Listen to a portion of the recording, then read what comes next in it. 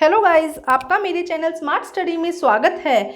आज हम directorate of education की तरफ से दी जाने वाली वर्कशीट नंबर 29 करेंगे, जो कि क्लास 8th की है और सब्जेक्ट है सोशल साइंस। ये वर्कशीट 17 नवंबर 2021 की है।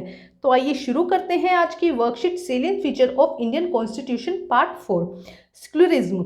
A secular state is one of in which the state does not officially promote any one religion as the state religion. This means citizens have complete freedom to follow any religion. Government treat all religion belief and practices with the equal respect. देखो क्या कहा जा रहा है, secularism क्या होता है कि एक सेक्युलर स्टेट ऐसी स्टेट है जहाँ पे जो स्टेट के लोग हैं वो क्या है, कोई वो स्टेट किसी भी एक रिलीजन को प्रमोट नहीं करते कि उसको, जैसे कि हम कह रहे थे ना राजकीय, हम जैसे राजकीय धर्म नहीं बना देते किसी भी एक स्टेट को। उन्होंने क्या कहा, नहीं कहा स्टेट रिलीजन, वो सभी रिलीजन को समान रिस्पेक्ट करती है और सभी रिलीजन को क्या करती है, लोगों को मानने भी, आप किसी भी रिलीजन को मानो, ये उनको फ्रीडम देती है। It means citizen have complete freedom to follow any religion.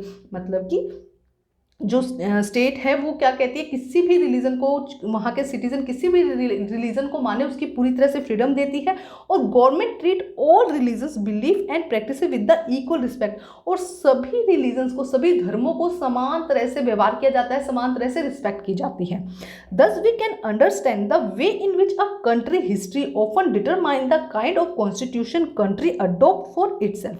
इसीलिए क्या कहा जा रहा है, इसलिए हम समझ सकते हैं कि एक देश के लिए किसी भी रिलीजन को इक्वल देना, ये क्या है, एक हमारे इसमें मेन रोल कौन निभा रहा है, हमारा कॉन्स्टिट्यूशन। हमारे कॉन्स्टिट्यूशन में लिखा गया है कि सभी धर्मों को क्या मिलेगी, समानता मिलेगी। Thus, Constitution play a crucial role to the laying out of the ideas that we would like to citizen of the country to adhere and the including the representative that we elect to rule। अब इसके लिए देखो, हमारे constitution, हमारा जो constitution है बहुत important है हमारे लिए। हमारी जो नींव रखी गई है वो बहुत ज़्यादा इंपॉर्टेंट है। उसमें धर्मनिरपेक्षता है, मतलब सभी धर्मों को समानता, सबके साथ समानता का व्यवहार, स्वतंत्रता का व्यवहार, ये सब उसमें लिखा गया है। तो उसी की वजह से उसने हमें एक और फ्रीडम दी है कि हम अपना रिप्रेजेंटेटिव खुद चुन सकते हैं। हमने जो भी हमें अपना नेता चाहिए, या जो भी हमें अपना नेता, या हम जिसे कहेंगे हमारा नेता चाहिए, रिप्रेजेंटेटिव चाहिए, उसे हम खुद चुनते हैं। However the Indian constitution is a flexible. इसके साथ साथ में देखो, इतना कुछ कॉन्स्टिट्यूशन, कितना बड़ा टाइम लगने के बाद भी कॉन्स्टिट्यूशन को कैसा बनाया गया, फ्लेक्सिबल बनाया गया। मतलब कि फिक्स नहीं कर दिया कि जो एक बार रूल लिख दिया वही रूल रहेगा, उसमें टाइम टू टाइम चेंजेस भी आ सकते हैं। It has been amended over year of reflect new concern of the polity. मतलब अब क्या कहा जा रहा है कि जैसे कुछ नए चेंजेस आते हैं तो हमारे कॉन्स्टिट्यूशन में क्या किया जा सकता है, उसमें चेंजेस लाए जा सकते हैं। Often a major changes in the constitution mean a change of the fundamental nature of the country. अब देखो, जैसे टाइम हुआ है, बहुत सारे संशोधन हुए हैं हमारे कॉन्स्टिट्यूशन में, नई नई चीज़ें आई हैं, तो उसके अकॉर्डिंग, नई रिक्वायरमेंट के अकॉर्डिंग नए नए चेंजेस किए गए हैं। तो इससे क्या है, हमारा जो फंडामेंटल नेचर ऑफ कंट्री है उसमें भी क्या आएगा, चेंजेस आएगा। अगर हमारे कॉन्स्टिट्यूशन में चेंजेस आता है तो जो फंडामेंटल नेचर है हमारे कॉन्स्टिट्यूशन का, उसमें भी क्या आएगा, चेंजेस आएगा। अब देखो यहाँ पे कुछ पिक्चर्स दिखाई गई हैं, ध्यान से देखो इन पिक्चर्स को। देखो क्या लिखा गया है, the above photo shows the various number of the constitution assembly signing a copy of the constitution at its final session of 24 January 1950 में जब हमारा कॉन्स्टिट्यूशन पूरी तरह कंप्लीट हो रहा था, तो 24 जनवरी को जब साइन किए जा रहे थे तो उस समय की ये पिक ली गई है। The first photo from the left, यहाँ से अगर हम देखते हैं, first photo from the left, यहाँ से देखते हैं, show the prime minister Pandit Jawaharlal Nehru signing. यहाँ पे देखो कौन साइन कर रहे हैं, पंडित जवाहरलाल नेहरू। ठीक है, उसके बाद देखो क्या कहा गया है, the second photo is doctor Rajendra Prasad, president of constitution assembly. उसके बाद यहाँ पे कौन है, डॉक्टर राजेंद्र प्रसाद है, जो कि क्या है, इस जो कॉन्स्टिट्यूशन असेंबली है उसके प्रेसिडेंट हैं। उसके बाद last photo show the following person from right to left. यहाँ पे देखो सबसे पहले कौन है, श्री जयराम दौलतराम। ठीक है, उसके बाद में है minister of the food and agriculture, राजकुमारी अमृत कौर। ये देखो ये रहे, ये कौन है, हेल्थ मिनिस्टर है। डॉक्टर जॉन मिठाई, ये कौन है, फाइनेंस मिनिस्टर है। सरदार वल्लभ भाई पटेल, देखो ये कौन हो जाएंगे, deputy prime minister and home minister. And behind him Shri Jagjivan Ram, ये देखो यहाँ पे दिए गए हैं, ठीक है, जो क्या है लेबर मिनिस्टर। तो इन सब की ऐसा नहीं था कि एक कॉन्स्टिट्यूशन लिख दिया उस पर साइन हो गए, उसको सबने रीड किया, उसकी सब में सहमति हुई, सबने यस दिया कि हाँ जो लिखा गया है वो एक्चुअल में सही है, उसके बाद ही क्या किया गया है, उन पर साइन किए गए हैं। तो अब यहाँ पे एक एक्टिविटी दी गई है जिसे हम रीड करते हैं। देखो क्या कहा गया है एक्टिविटी में, a part of this feature of constitution also mention fundamental duties. हमारे क्या है यहाँ पे कुछ फंडामेंटल राइट्स है, उसके साथ साथ में फंडामेंटल ड्यूटीज भी हैं। Illustrated each of the 11 fundamental duties with drawing, picture, poem, songs and discuss them in the classroom.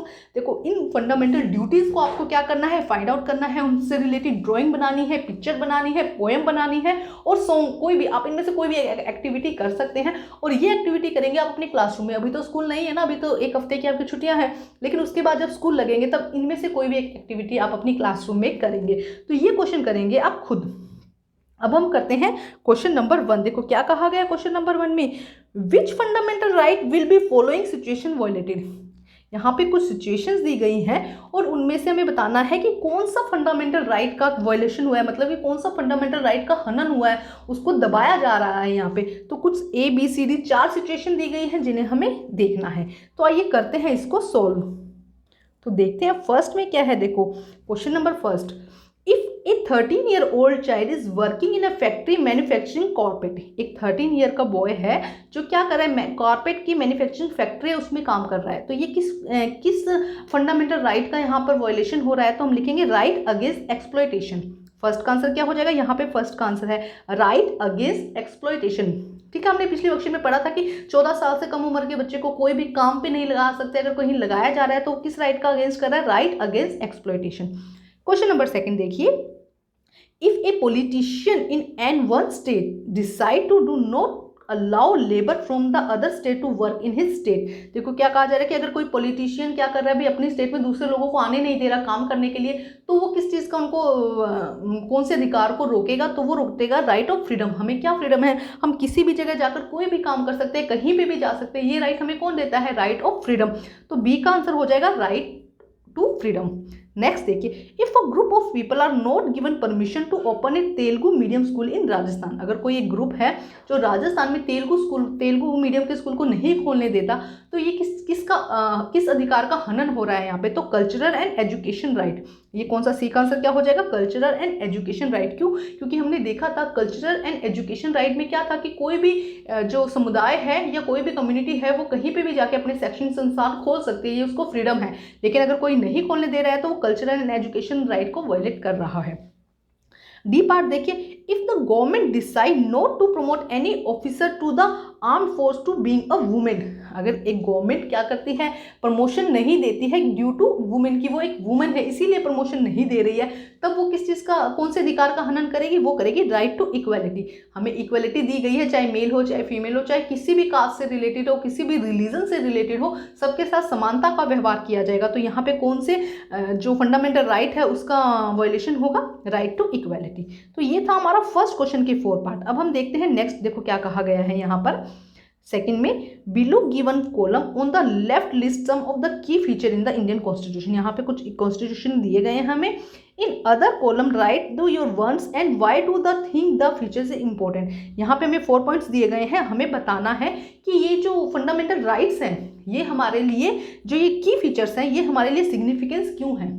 समझ रहे हैं आप, federalism, separation of power, fundamental rights है ना, ये कुछ हमें दिए गए हैं जो हमें बताते हैं कि हमारे लिए फंडामेंटल राइट्स क्यों जरूरी है, इसकी सिग्निफिकेंस क्या है। तो देखो क्या हो सकते हैं, फर्स्ट है freedom, separation of power, fundamental right and parliament form of government. तो 4 पॉइंट्स दिए गए हैं, उनका सिग्निफिकेंस हमें देखना है। तो आइए करते हैं इसे सॉल्व। तो देखिए क्या होगा, federalism. Federalism is that form of government in which power is partially divide between the central government, the state government and the religion government. देखो क्या कहा जा रहा है, या लोकल गवर्नमेंट आप यहाँ पे लिख लीजिएगा, रिलीजन की जगह क्या लिख लेंगे, लोकल गवर्नमेंट, इस तरह से लिख लेंगे। ठीक है, लोकल गवर्नमेंट। क्या कहा गया है फेडरलिज्म में, कि फेडरलिज्म क्या है, इसमें गवर्नमेंट को 3 लेवल में डिवाइड किया गया है, उनकी जो पावर है उसको 3 पार्ट्स में डिवाइड कर दिया गया है, central government, state government and local government. Next देखते हैं, देखो नेक्स्ट में क्या कहा गया है, ध्यान से समझते हैं। यहाँ पे क्या कहा गया है, डिवीजन ऑफ पावर। पावर का डिवीजन क्यों किया, क्या उसका सिग्निफिकेंस है। To prevent misuse of power provision has been made that the power of all these organ shall be separated from each other. First तो क्या है, to prevent misuse of power, power के misuse को रोकने के लिए, और इसके साथ provision has been made that the power of all these organ shall be separated from each other, एक दूसरे से क्या करे गए हैं, पूरी तरह सेपरेट किए गए हैं। नेक्स्ट देखते हैं, देखो नेक्स्ट में क्या कहा गया है, फंडामेंटल राइट्स। फंडामेंटल राइट्स क्या है, fundamental right are protect to all citizen to of the country from the aberrant and the authorities use to state power, state power की ज्यादा एक्स्ट्रा यूज, मतलब उनका कोई यूज ना कर सके, उस चीज से प्रोटेक्ट करने के लिए फंडामेंटल राइट्स बनाए गए हैं। अब देखते हैं लास्ट हमारा क्या दिया गया है यहाँ पर, parliament system of government. According to this the Indian people have to right to choose their representative and discrimination any discrimination.